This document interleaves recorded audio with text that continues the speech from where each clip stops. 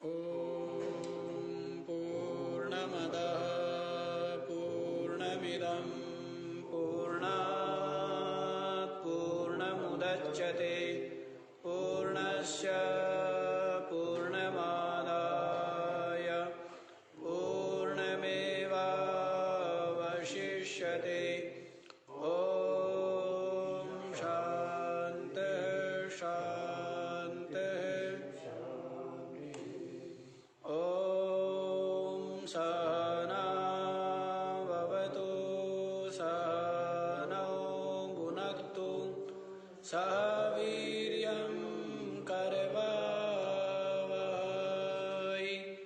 तेजस्विनावधीतमस्तु मा विद्विषावहै। ॐ शान्ति शान्ति शान्ति।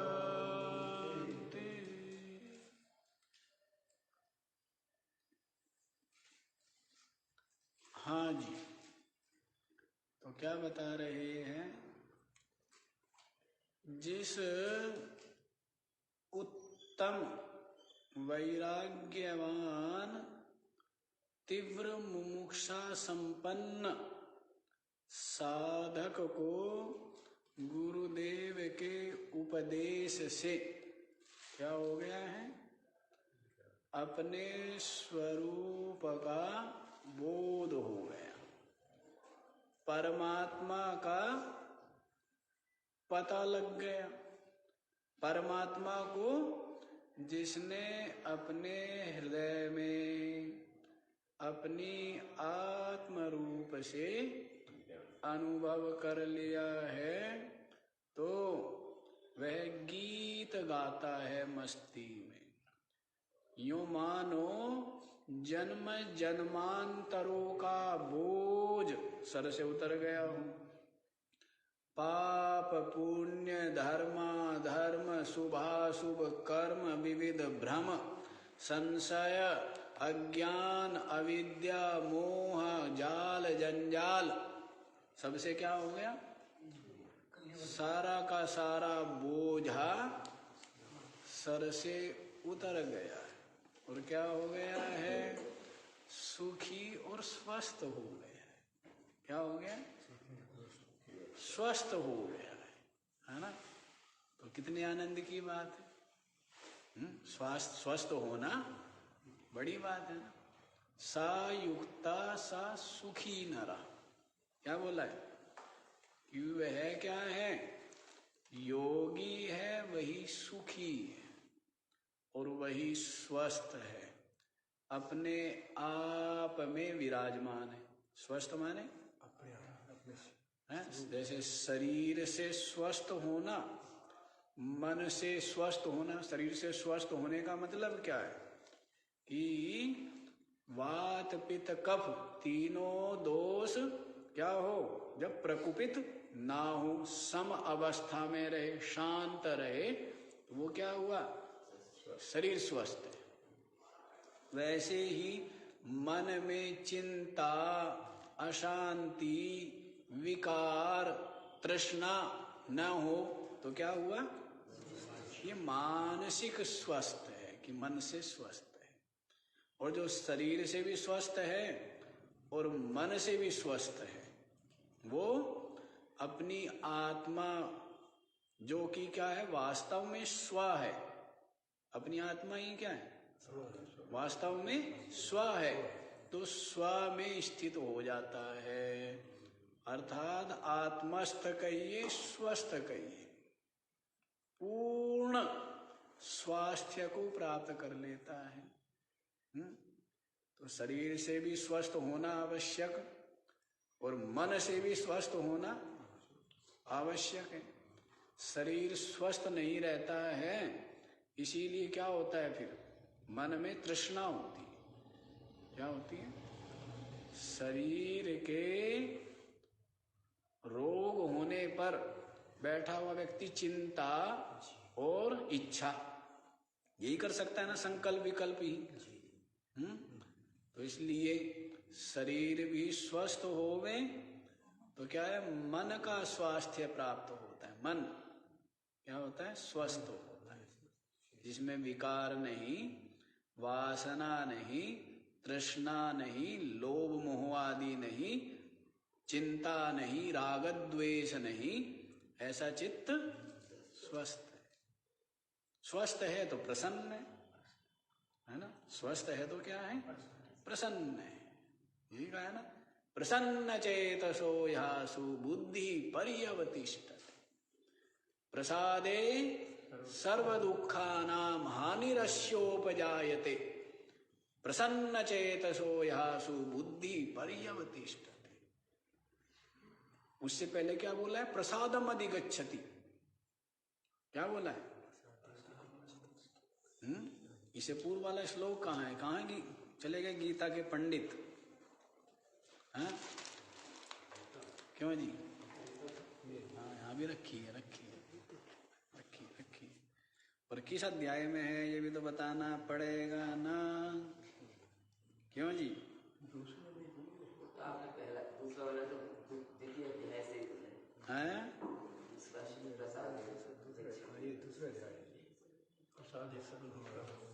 कहाँ है जी?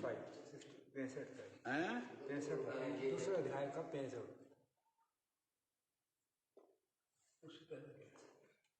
चौसठ। हाँ वो बता दिया ना, राग द्वेष वियुक्तस्तु विषयान इंद्रियश्चरन् आत्मवश्यैर्विधेयात्मा प्रसादम अधिगच्छति। क्या बोला है? राग द्वेष वियुक्तः, जो राग द्वेष से रहित है, विषयान इंद्रिय ही चरण, और इंद्रिया क्या है, अपने अपने स्वभाव के अनुसार विषयों में, कहाँ चला गया, विषयों का सेवन करते हुए, राग द्वेष से जो रहित है, आत्मवश्य ही, और अपने मन को जिसने क्या किया हुआ है, विधेय आत्मा। देखो दो भेद हो गए यहाँ पर, एक आत्मवश्य कहा है, दूसरा विधेय आत्मा कह दिया है। आत्मवश्य और विधेय आत्मा, दोनों जगह आत्म शब्द है। आत्मा को वश में करके और आत्मा को लगा करके, मतलब क्या हुआ? तो यहाँ पर हुआ इंद्रियों को वश में करके और मन को लगा कर। ये अर्थ करेंगे, समझ आ रहा है? अपने विषयों में रोकना। हाँ तो वो अलग हो गया, लेकिन जो स्वेच्छा पूर्वक प्रवृत्ति नहीं,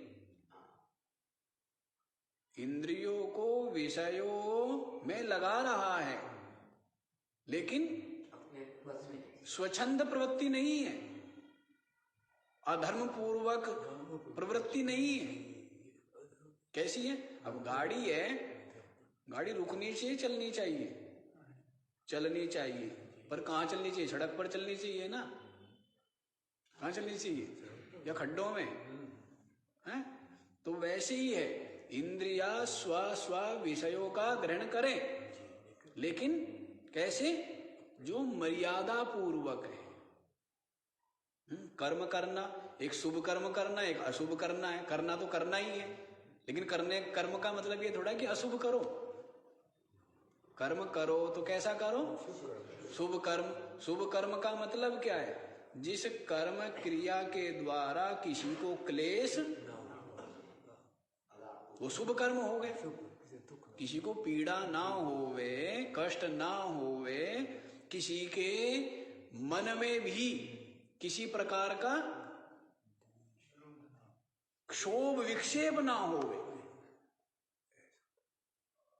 किसी भी प्रकार से आपके द्वारा कोई गलत उपदेश ग्रहण ना करे, गलत शिक्षा ना मिले, वाणी से भी मर्यादित हो और शरीर से भी, आचार विचार से भी क्या होना चाहिए? हाँ तो विधेय आत्मा, चलो पढ़ना तो ये है ना, गीता थोड़ा पढ़ा रहे हैं। तो आत्मा को वश में करना माने इंद्रियों को वश में करना। विधेय आत्मा का मतलब है अपने मन को लगा करके प्रसादम अधिगच्छति, क्या होता है? प्रसाद को प्राप्त होता है। क्या होता है? ऐसा मन कैसा होता है? प्रसन्न रहता है। और फिर आगे बोल दिया प्रसन्न चेतसो यासु, जिसका चित्त प्रसन्न है, यासु माने शीघ्र ही, बुद्धि पर्यवतिष्ठति। प्रसन्न चेतसो यासु बुद्धि पर्यवतिष्ठति, उसकी बुद्धि शीघ्र ही क्या हो जाती है? ठहर जाती है। प्रसादे सर्व दुखानाम हानि अस्योपजायति, वहां से है ना। चित्त के प्रसन्न होने से सर्व दुखानाम हानि, सब दुखों की क्या हो जाती है? प्रसन्न चेतसो यासि, स्थित प्रज्ञा के लक्षण में है ना ये। स्थित प्रज्ञा के। तो जिसका चित्त प्रसन्न है वो शीघ्र ही बुद्धि पर्यवतिष्ठति, उसकी बुद्धि ठहर जाती है। कहाँ ठहर जाती है?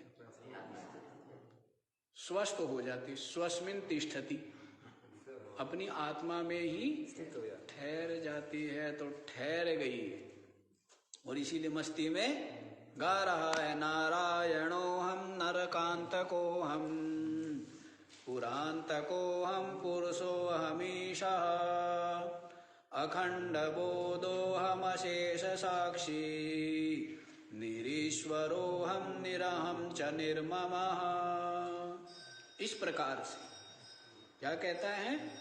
कल व्याख्या कर दी है कि मैं क्या हूं? नारायण हूं, नरकासुर का वध करने वाला मैं हूं, और त्रिपुर नाम के दैत्य को मारने वाला भी मैं हूं। मैं पुरुष हूं, मैं ईश हूं, मैं अखंड बोध स्वरूप हूं, और अशेष साक्षी, सबका क्या हूं मैं?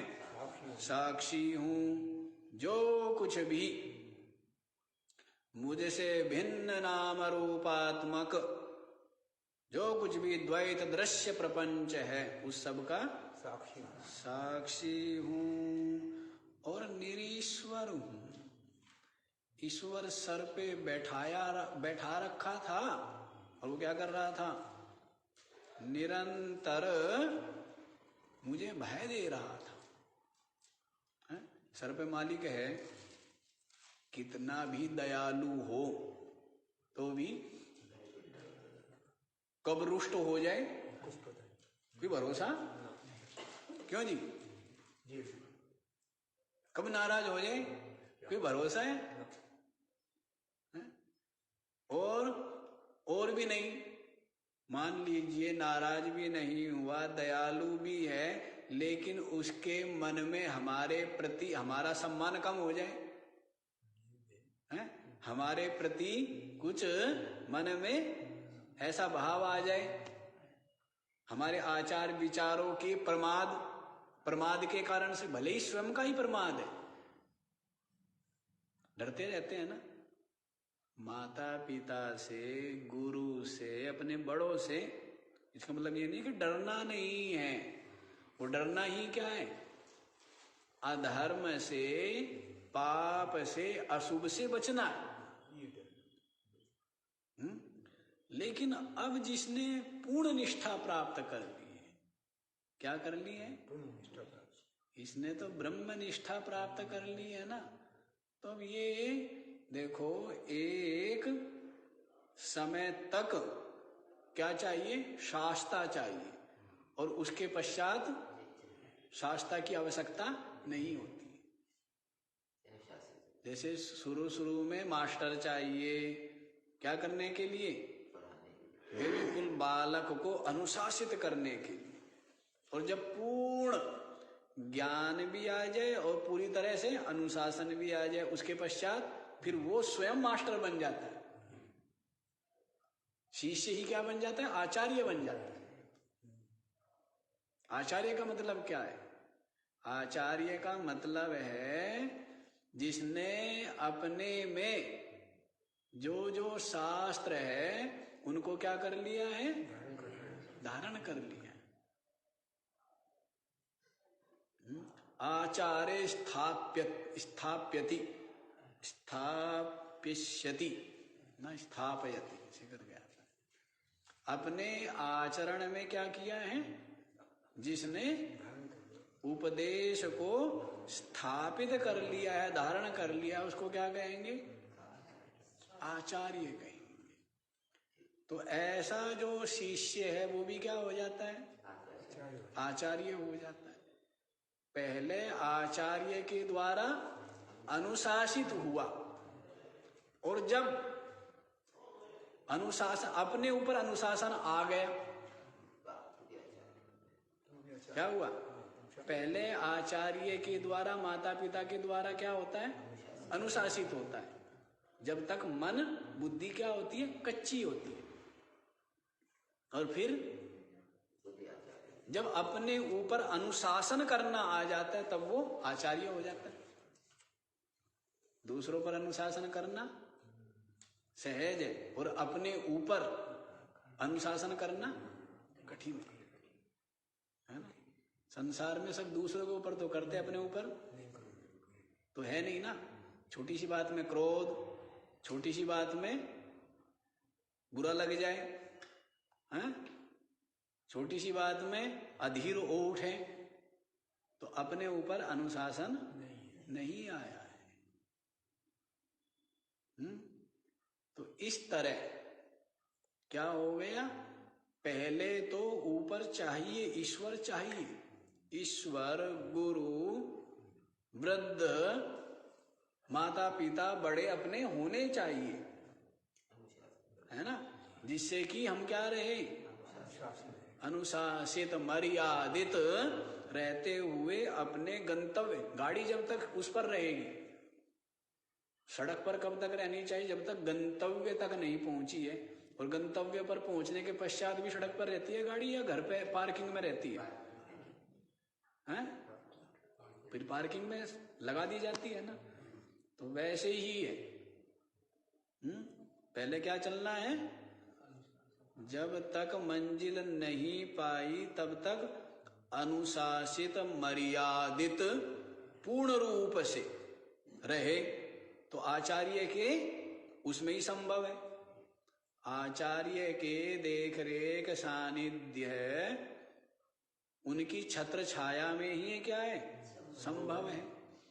और जब मंजिल पाली तो उसके पश्चात निरीश्वरो हम, मेरे ऊपर कोई, मुझसे भिन्न कोई ईश्वर नहीं है जो मुझे शासन कर रहा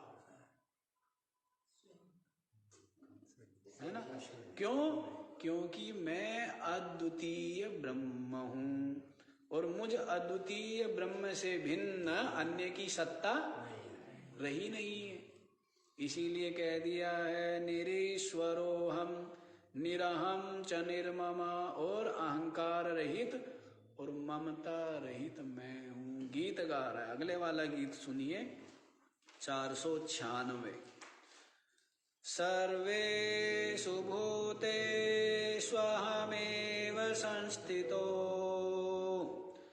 ज्ञानात्मनान्तर्बहिराश्रयः सन्, भोक्ता च भोग्यं स्वयमेव सर्वं, यद्यत् पृथक् दृष्टमिदन्तया पुरा। सर्वेषु भूतेषु अहमेव संस्थितः ज्ञानात्मना अन्तः बहिः आश्रयः सन्, भोक्ता च भोग्यं स्वयमेव सर्वं, यत् यत् पृथक् दृष्टम् इदन्तया पुरा। सर्वेषु भूतेषु अहमेव संस्थितः। संपूर्ण भूतों में कौन विराजमान है? संपूर्ण भूतों में साक्षी चेतन अंतर्यामी प्रत्यगात्मा रूप से अहमेव संस्थिता, मैं ही विराजमान, सबके अंदर मैं हूं। तो इसका मतलब ये जो खोल है शरीर, तो उसको भी बताएंगे, आगे बताएंगे इसका भी, ये क्या है ये भी कहेंगे, ये भी मैं ही है ना। लेकिन पहले देखो क्या कह रहे हैं, भेद कर रहे हैं। क्या भेद कर रहे हैं? समझाने के लिए भेद कर रहे हैं जड़ और चेतन का। क्या भेद है? आपका ये जो दिख रहा है तो दो ही तत्व है ना, जड़ और चेतन। तो जड़ दिख रहा है शरीर, शरीर है, और सूक्ष्म शरीर, स्थूल शरीर, कारण शरीर, पांचों कोश, शरीर, इंद्रिया, प्राण, अंतःकरण, सबके सब क्या है? उपाधि है, जड़ है, सबके सब जड़ है। और इनसे अलग चेतन है, इनसे अलग क्या है? चेतन है। तो बताते हैं कि संपूर्ण भूतों में, संपूर्ण जड़ वर्ग में भी जो अंदर में विराजमान है, जिसके कारण से बुद्धि विचार करती है, मन संकल्प विकल्प करता है, प्राण प्राणन क्रिया कर रहे हैं, इंद्रिया स्व स्व विषयों का ज्ञान करने में समर्थ हो रही है, और ये जो शरीर है जिसके कारण से सजीव बना, सभी जड़ में जो सजीवता है, सभी जड़ में जो चेतनपना है, वो किसका है? जो चेतना है सब में, वो किसकी है? क्योंकि मेरा ही सब में आभास है। सब में क्या है? मेरा ही आभास है। मैं ही सतचित आनंद रूप से सबका आत्मा। प्राण में भी जो है पना है, प्राण में का भी जो ज्ञान होता है, और प्राणों में भी जो आनंद पना है, वो किसका है? तो प्राण का भी आत्मा कौन? और इंद्रियों का भी आत्मा कौन? इंद्रियों का आत्मा कौन है? इंद्रियों में जो है पना है, इंद्रियों का जो ज्ञान होता है, इंद्रियों से भी ज्ञान होता है, और इंद्रियों में जो आनंद पना सुख रूप से है, वो किसका है? तो कौन हुआ? सच्चिदानंद में। मन का भी आत्मा, बुद्धि का भी आत्मा, शरीर का भी आत्मा, सबका क्या? आत्मा का मतलब अपना आपा। आत्मा का मतलब क्या होता है? आत्मा का मतलब होता है अपना आपा। तो सबका अपना आपा कौन है? पेड़ में, पौधों में सतपना, चिदपना, आनंदपना है, वो किसका है? आत्मा का ही है ना। और वो आत्मा ब्रह्म मैं हूं। वो आत्मा क्या है? ब्रह्म मैं हूं। तो इस प्रकार से बता दिया है। क्या बता रहे हैं? कि जो चेतन है, सर्वेषु भूतेषु अहमेव संस्थिता, संपूर्ण भूतों में चिद रूप से मैं ही विराजमान हूं। बता भी दिया, ज्ञानात्मना अंतः बहिराश्रय सन। ज्ञानात्मना माने चिद रूप से, क्या हूं? ज्ञान रूप से अंतः बहि आश्रय सन, अंदर बाहर सबका आश्रय होते हुए, अंदर बाहर सबका आश्रय होते हुए, सर्वेषु भूतेषु अहमेव संस्थिता, संपूर्ण भूतों में मैं ही हूं।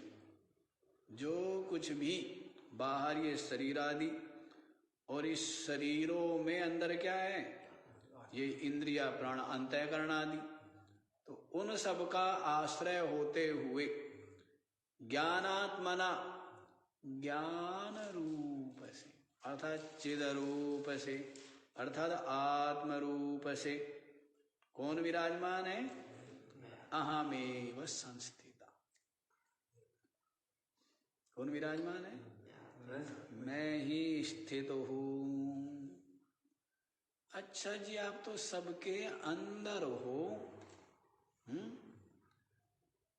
बाहर नहीं होंगे। अंदर अंदर हो और बाहर क्या है, बाहर और है, ये जड़ वर्ग अलग ही हुआ। तो आगे फिर और बता रहे, भोक्ता च भोग्यम स्वयमेव सर्वम।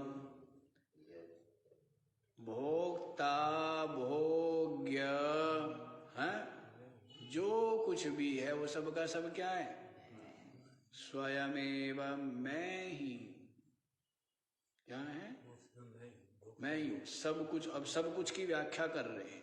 सर्वम का मतलब क्या है, यद यद इदंतया पुरा दृष्टम, जो जो पहले, पुरा माने पहले, इदंतया दृष्टम ये रूप से दिख रहा था, ये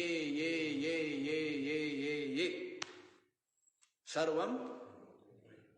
सर्वम का विशेषण क्या दिया है, यद यद पुरा इदंतया दृष्टम, जो जो पहले इदम रूप से दिख रहा था, सर्वम भोक्ता भोग्यम अहमेव। जो कुछ भी भोक्ता है, भोग्य है, वो सब का सब मैं ही। इंद्रिया अंतःकरण, इनका अभिमान करने वाला जो जीव भोक्ता बना हुआ है, वो भी कौन है, और ये जो विषय है जिनको भोग्य रूप से जानता है, मानता है, वो भी क्या है, वो भी मैं ही। वो भी क्या है, वो भी मैं ही। इदम भी मैं हूं, और जो अदह है, अदह वो भी मैं हूं। यह भी मैं और वह भी मैं, सोपाधिक भी मैं और निरूपाधिक भी मैं। मैं निरूपाधिक ही सोपाधिक रूप में भी विराजमान। क्या, मैं स्वरूप से क्या हूं, निरूपाधिक हूं। निरूपाधिक का मतलब कूटस्थ कहो, साक्षी कहो, आत्मा कहो, ब्रह्म कहो, वो क्या हूं मैं, निरूपाधिक रूप से मैं हूं। अब मैं इस सोपाधिक रूप माने जो जीवपना है, मन बुद्धि इंद्रिया विषय वस्तु जो कुछ भी है, ये सोपाधिक वर्ग, जड़ वर्ग, ये भी सब सर्वम अहमेव, सबका सब मैं ही। अब बताइए क्या हो गया, एक हो गया। क्या हो गया, अभेद हो गया, अद्वितीय हो गया, केवल हो गया है? जैसे सारी नदियां उत्पन्न होने वाली, बीच में दिखने वाली और अंत में समुद्र में विलय हो जाने वाली है, ऐसे ही ये सारा का सारा भेद द्वैत मुझ में क्या हो गया, मुझ में उत्पन्न होता है, मुझ में भासता है, और ज्ञान होने पर मुझ में विलय हो जाता है। जैसे कल्पित सर्प रस्सी में भासता है, स्थित रहता है, और ज्ञान होने पर रस्सी में ही विलय हो जाता है। कहाँ चला गया, अज्ञान से क्या हुआ, उत्पत्ति है, अज्ञान से ही स्थिति है और ज्ञान होने पर विलय हो जाता है। वैसे ही ये जगत है, अज्ञान से ही इसकी क्या है? उत्पत्ति है, स्थिति है माने भासता है, और ज्ञान होने पर अधिष्ठान के ज्ञान होने पर अध्यस्त अधिष्ठान में ही सारी नदियां समुद्र से निकली। समुद्र का मतलब क्या है? जल राशि। जल का क्या? जो अथा असीम अपार भंडार होवे, वो क्या है? समुद्र है। तो समुद्र से ही वाष्पीकरण आदि क्रियाएं होकर वो ओला बर्फ वर्षा का जल रूप में बरसता है पहाड़ी क्षेत्रों पर, और सबकी सब पहाड़ी क्षेत्रों से पिघल पिघल करके वो नदियां बहता हुआ वो पानी, उसी का नाम क्या है? नदी है। उसी का नाम क्या है? गंगा जी है। क्या है? यमुना जी है, नर्मदा जी है, जो जल है। तो वो बहता है। वो नदियां कहाँ विश्राम करती है? है ना? उत्पन्न होते ही दौड़ पड़ती है, पैदा होते ही दौड़ना शुरू। कब तक दौड़ना? जब तक अपने घर ना पहुंच जाए, है ना?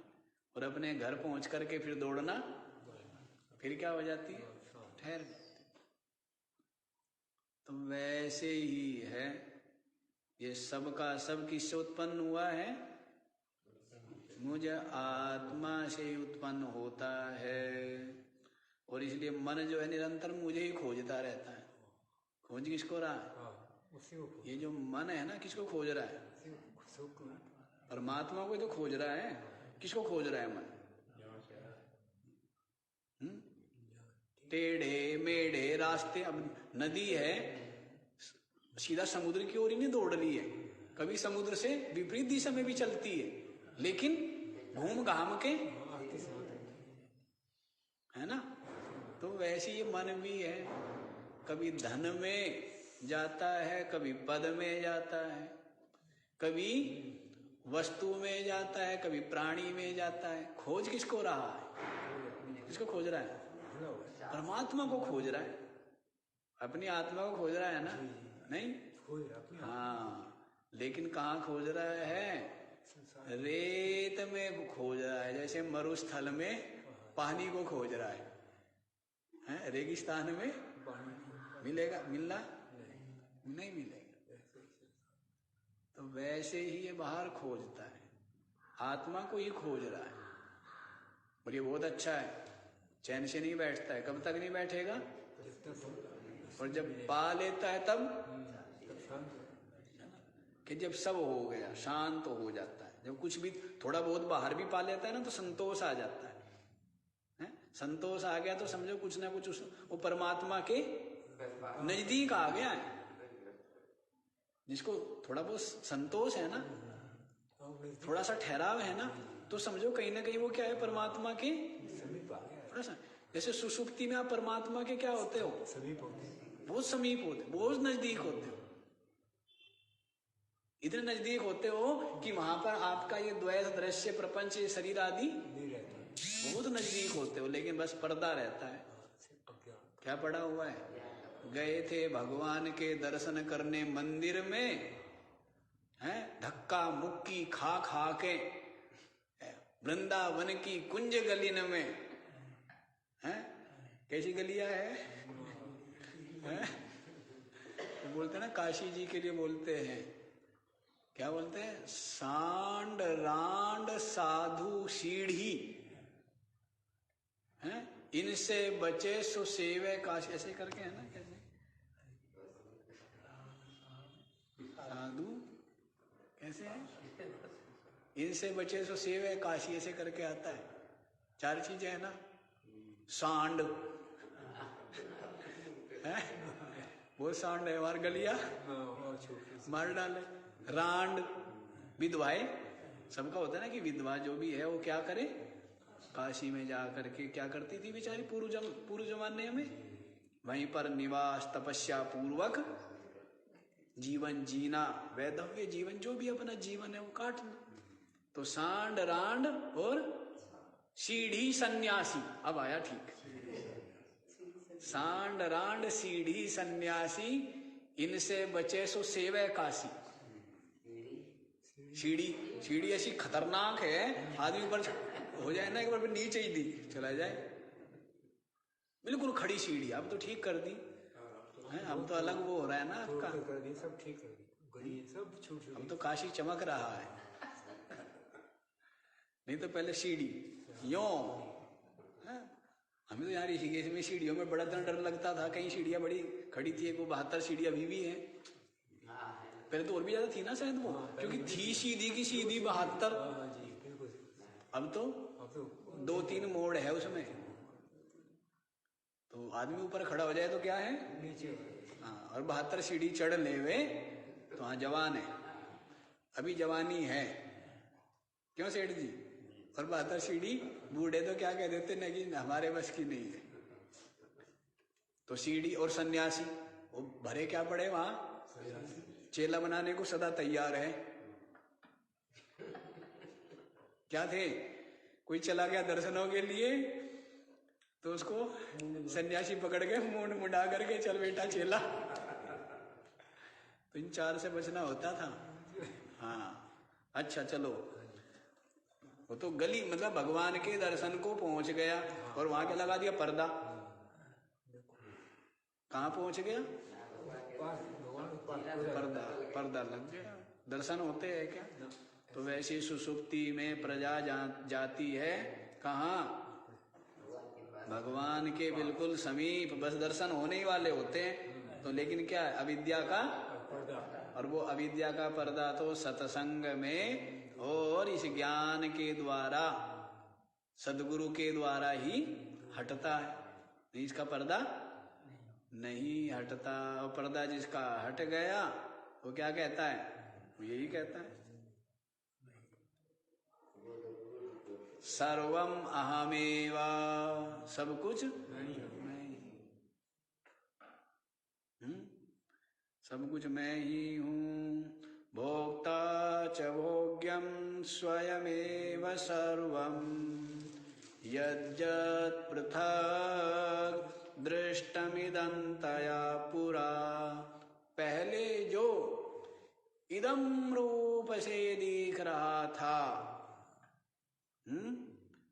पृथक रूप, यद्यत् पृथक इदन्तया पुरा दृष्टम, पहले जो जो पृथक माने भिन्न इदम रूप से दिख रहा था, सर्वम भोक्ता भोग्यम अहमेव, सब कुछ जो कुछ भी है भोक्ता भोग्य रूप सब मैं ही,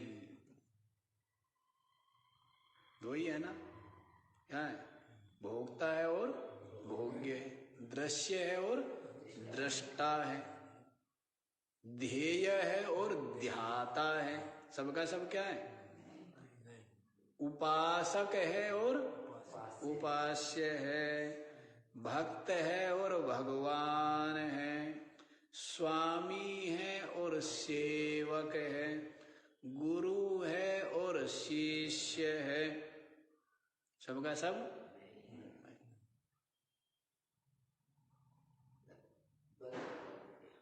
सबका सब क्या है, जड़ और चेतन है, दो ही तो है।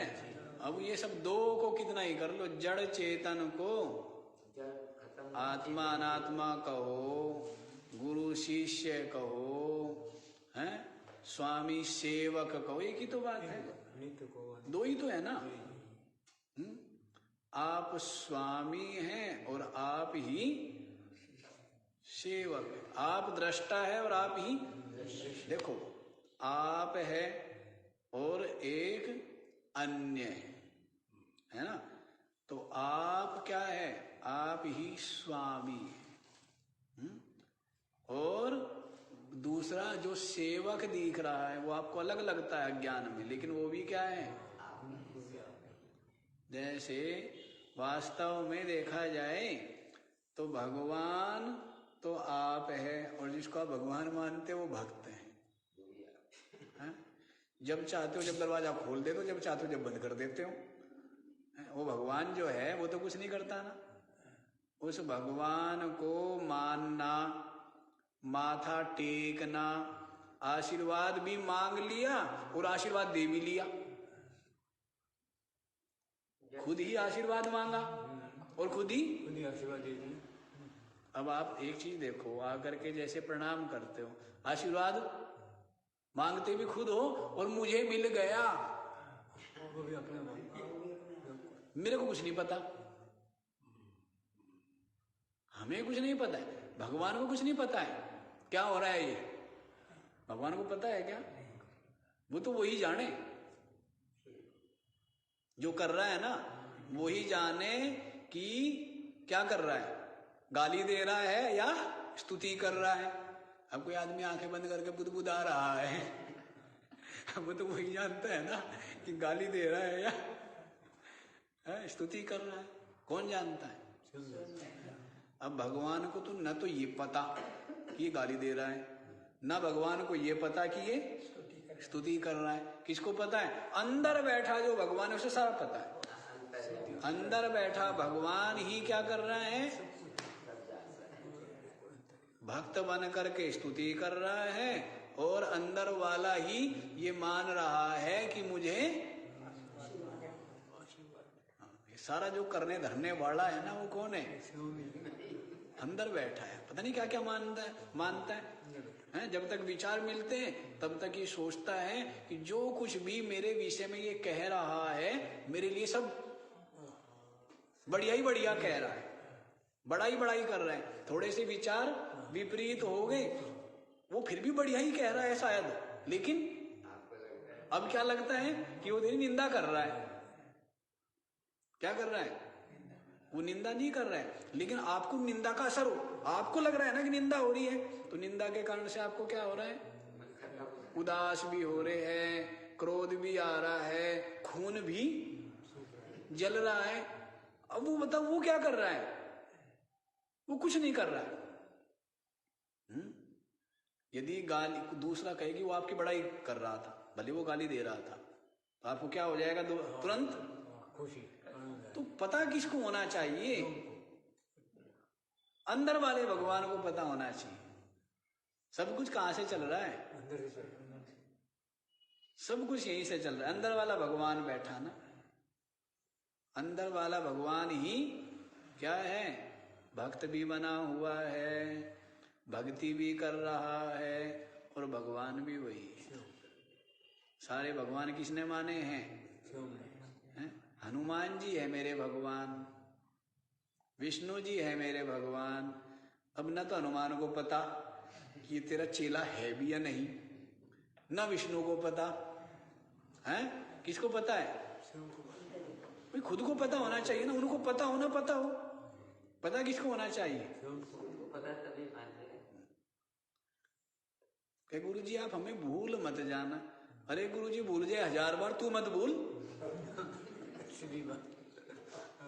है, क्योंकि भूलना न भूलना महत्वपूर्ण किसका है? गुरु जी तो रखे याद, और चेला जी भूले हुए हो तो कुछ लाभ मिलेगा? गुरु जी को तो याद है, और लेकिन चेला जी याद नहीं। जैसे माता पिता को तो संतान याद रहती है, लेकिन संतान को माता पिता याद नहीं है, तो ना वो सेवा कर पाता, ना वो आदर कर पाता, ना उनसे वो अनुशासन सीख पाता, क्योंकि उनको मानता ही नहीं है। और माता पिता तो हर समय याद रखते हैं हमारा बेटा सबसे ईमानदार हो, सबसे बुद्धिमान, सबसे सच्चा, सबसे महान बने। माता पिता को तो हर समय ध्यान है ना, लेकिन बालक को कोई ध्यान नहीं।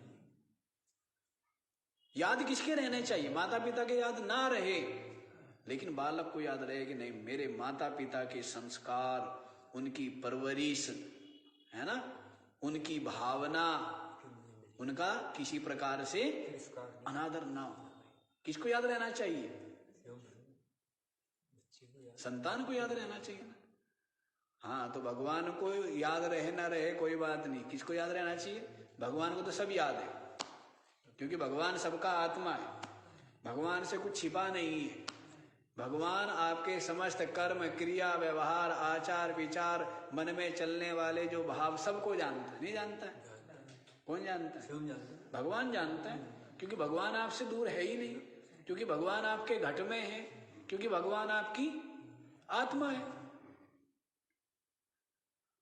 तो भगवान को तो सब पता है, पर ये जो चालाकी कर रहा है ना जीव, यही क्या है? कभी तो कहता है भगवान, कभी तो कहता है माता पिता, कभी कहता है गुरु, और कभी कहता है कुछ नहीं है, जो कुछ है। तो यहां गड़बड़ी है। ठीक है, चलो जी, सब जो है भगवान ही है। सब क्या है? सब भगवान। सब भगवान, भगवान ही भगवान है। अज्ञानी को दिखता नहीं है और ज्ञानी से छिपता नहीं है। जब तक ये जीव दो अलग अलग है, भगवान और जीव अगर माने तभी तक तो है। हाँ। है तो जीव अज्ञान है जब तक, अज्ञान है जब तक। अज्ञानी को दिखता नहीं है और ज्ञानी से छिपता नहीं है।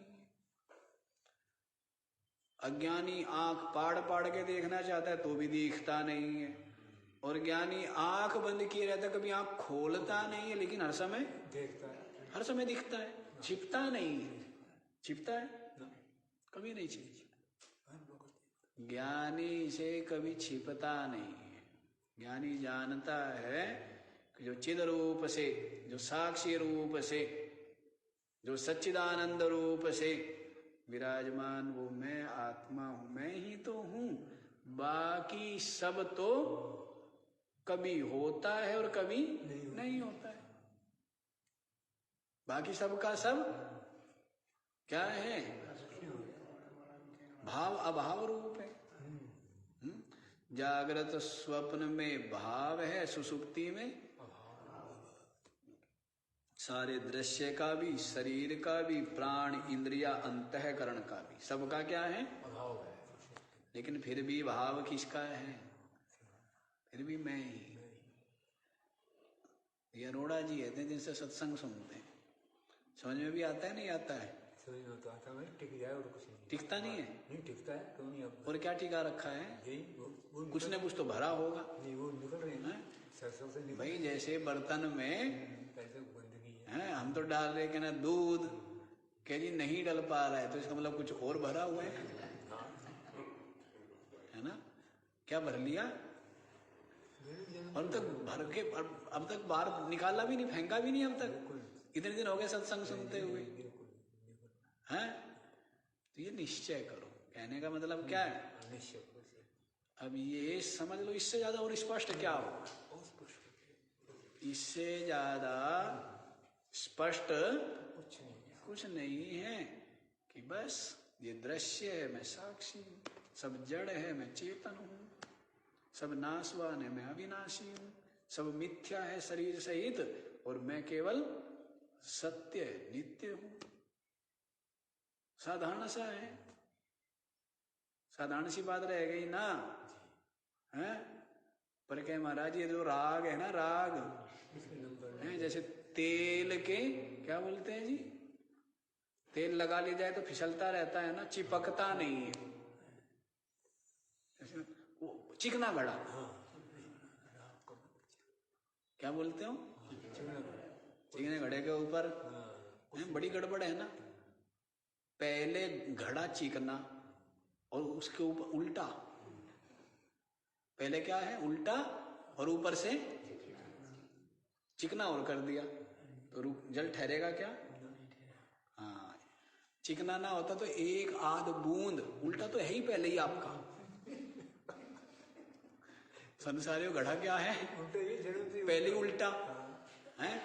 संसार को सत्य मानना, लोभ मोह स्वार्थ काम क्रोध में रहना, तो ये क्या है? ये तो उल्टा है। और ऊपर से क्या लगा दिया? राग का लेर लगा दिया। ऐसा काम है इनका संसारियों का। तो भाई थोड़ा बहुत के महाराज थोड़ा बहुत ठहर जाए, तो उसके लिए पहले राग हटा लो और सीधा कर लो, तो फिर भर जाएगा।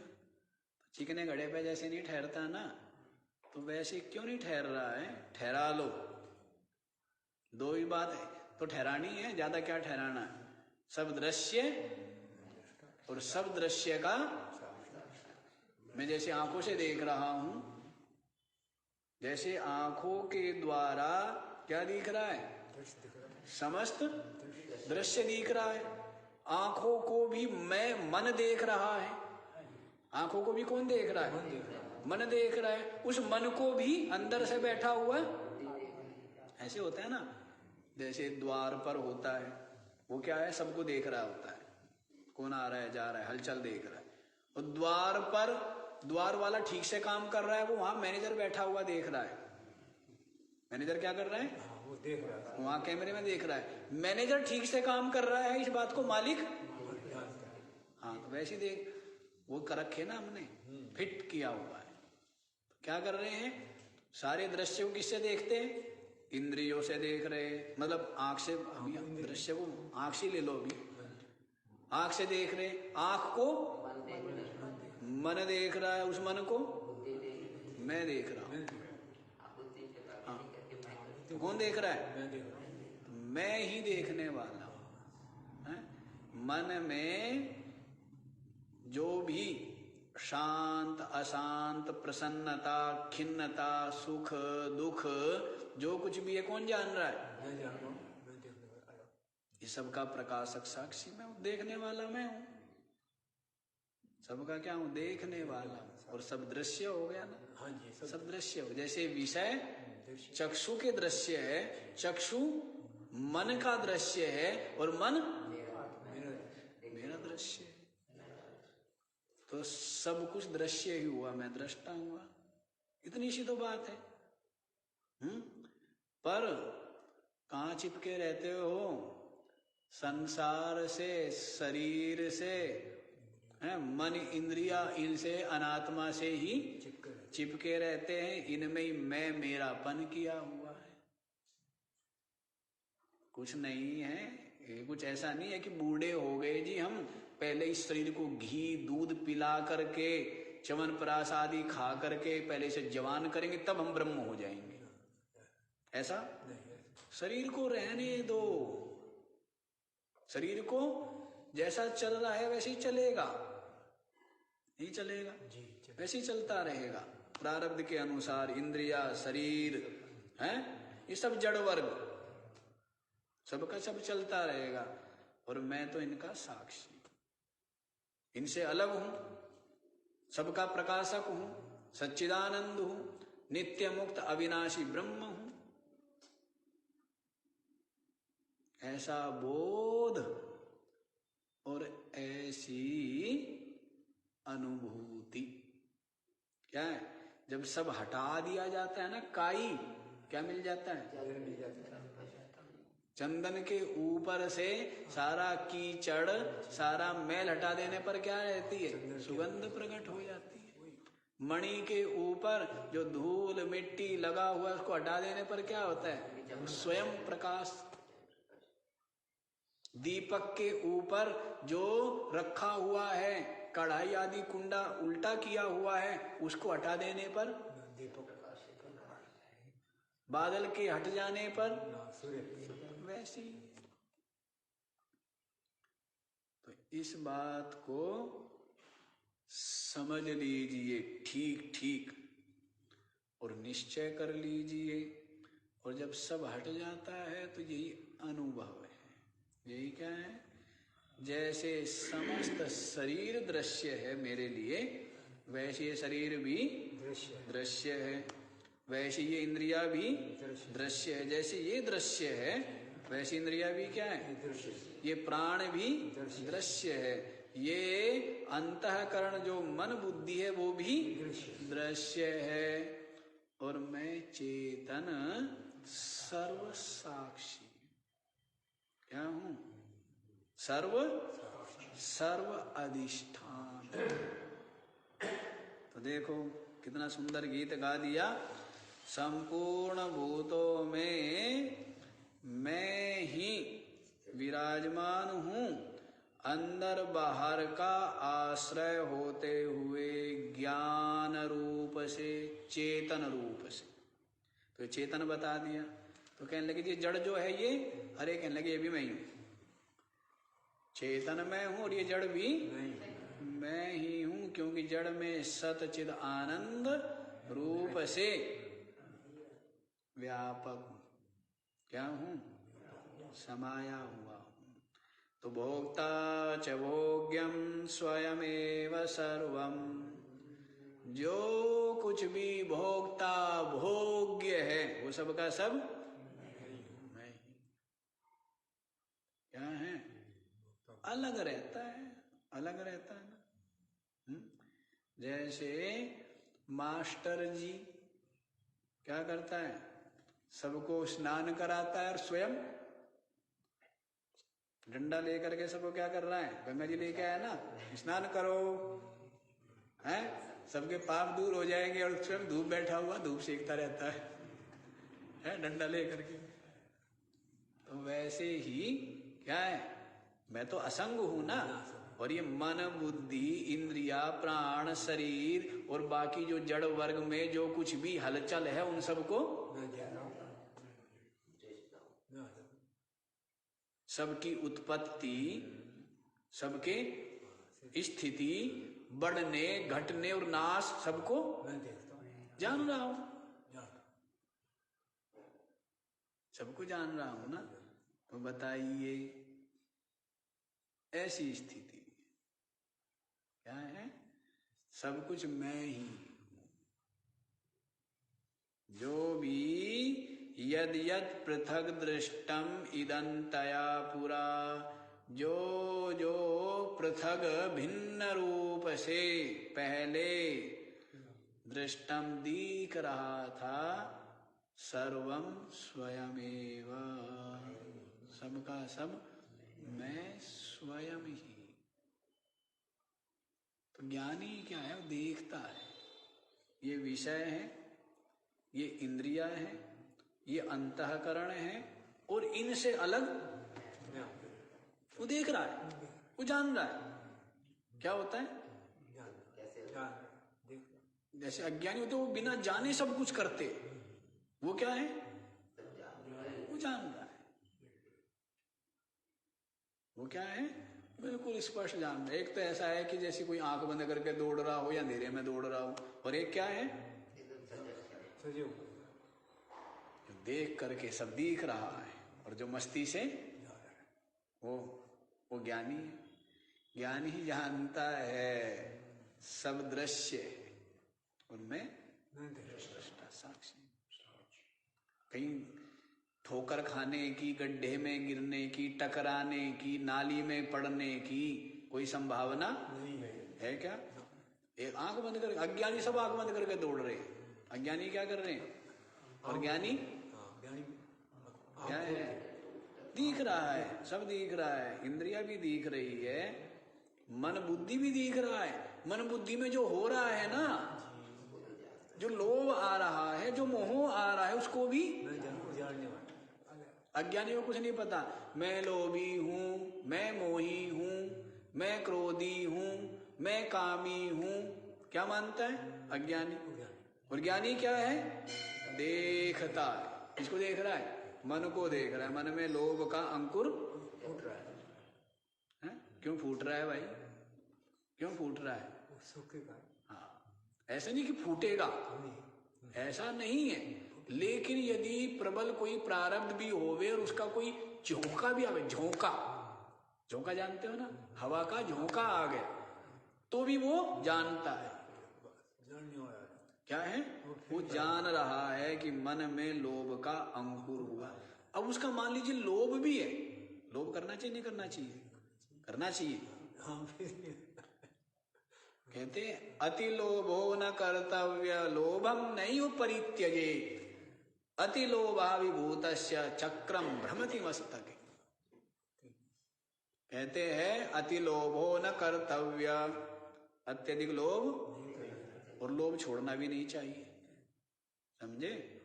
हाँ, फिर कटोरा ले लेके बाबा जी बन जाओगे तो क्या होगा?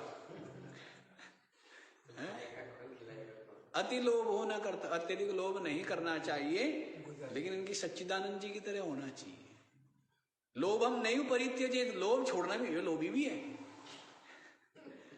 अत्यधिक लोभ भी नहीं है और लोभ भी है, लोभ है भी नहीं और है भी, उन्हें ऐसा चाहिए। तो कैसे मुझे स्पष्ट नहीं हुआ, क्या लोग क्या है? लोभ ये है कि जो जहां खर्च करना है तो वहां खर्च करना चाहिए। तो ये तो क्या हुआ, अति लोभो न कर्तव्य है। और लोभ हम नहीं परित्यज, इतना भी नहीं कर दे कि फिर दूसरे से मांगना पड़े या दूसरे से आशा रखनी पड़े, है ना। ये गृहस्थ के लिए बता रहे हैं, बाबा जी के लिए जरूरी नहीं है, ठीक है ना। हाँ, और पहले गृहस्थ बैठे के महाराज हमें तो मिलेगी और बढ़िया, हम तो पहले लोभी, ऊपर से आपने और कहते कि लोभ छोड़ना नहीं चाहिए, हम तो आगे बोझ, पाप लगेगा आपको। हाँ, लोग गलत काम भी करते, वो भी हमारे से पूछना चाहते हैं, हमारी अनुमति सम्मति चाहते हैं कि जी हम वहां रिश्वत दे के और ये करना चाहते हैं। मैंने कहा भाई ये मैं क्या मतलब, हमारी सम्मति चाहिए उसमें भी कि जी वो इस तरह से है, ब्याज ऐसे बनता है और वो ब्याज हम ले लें, इतने करोड़ बैठता है, उसमें भी हमारी सम्मति चाहिए। हैं, कहीं के पार्टनर है, उनको जो है फ्लैट के हिसाब किताब में वो कम ज्यादा हो गए, हमारी तरफ ज्यादा आ गए, तो इसमें आप, हम कैसे सम्मति देंगे? क्या हमारी सम्मति बिल्कुल नहीं है, गलत जो है गलत है। वो लोग क्या सोचते हैं कि महाराज जी सम्मति दे देंगे और थोड़ा सा हम क्या कर देंगे, दान पुण्य करके, और पाप से बचेगा। तो मैं स्पष्ट बिल्कुल मना करता, नहीं, गलत जो है वो गलत है ना।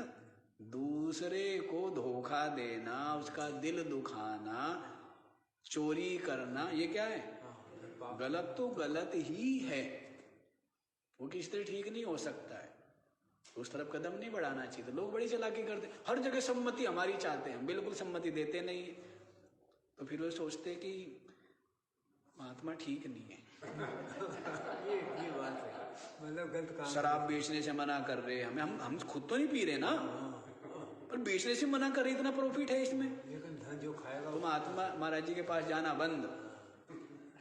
हमने इतना बड़ा वो खोला है फार्म, क्या बोलते हैं, कहीं फार्म खोलते हैं ना आजकल, इतनी कमाई है उसमें। महाराज जी ने कह दिया कि भाई अब तो मैं तुम्हारे यहाँ भिक्षा भी नहीं लूंगा, क्योंकि तुमने हाँ ये फार्म खोल दिए हैं। तो उन्होंने सोचा कि फार्म छोड़े या महाराज जी को छोड़े। मैंने बोला कि एक छोड़ना पड़ेगा, उन्होंने सोचा महाराज जी को ही छोड़ दो। वही बता तो दिया उन्होंने, कई तरह के फार्म आते हैं आजकल, फार्म होते हैं ना, मुर्गी फार्म और सुअर फार्म और पता नहीं क्या क्या, तो उनमें बड़ी बड़ी कमाई है। तो लोग सोचते हैं कि भाई महाराज जी को छोड़ दो। हाँ, अब इतने बड़े बड़े क्या ठेके हैं, हमने तो लिए हैं, और बिना कुछ की बस थोड़ा सा इन्वेस्ट किया और फिर बोरी भर भर करके। अब महाराज जी ने तो कह दिया भाई जो इस तरह का काम करते हैं उनके यहाँ भिक्षा लेते नहीं है, तो फिर क्या करें, काम तो छोड़ नहीं सकते, क्योंकि क्या रहे हैं